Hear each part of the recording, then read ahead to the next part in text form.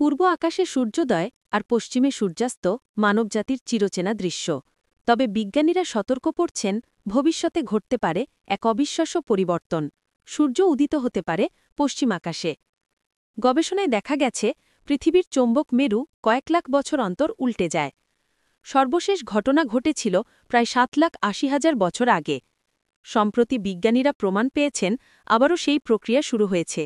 এতে পৃথিবীর চৌম্বকক্ষেত্র দুর্বল হয়ে পড়ছে, যা মারাত্মক প্রভাব ফেলতে পারে স্যাটেলাইট, যোগাযোগ ব্যবস্থা ও বিদ্যুৎ সরবরাহে।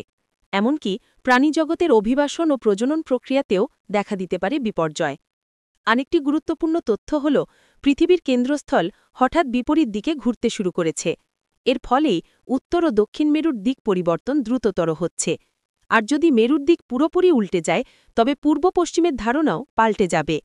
অর্থাৎ একসময় সূর্যোদয় ঘটবে পশ্চিম আকাশে।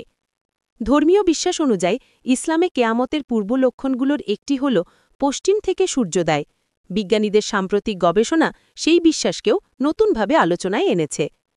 বিশেষজ্ঞরা বলছেন, এ পরিবর্তন হঠাৎ ঘটবে না, বরং ধীরে ধীরে এগোবে।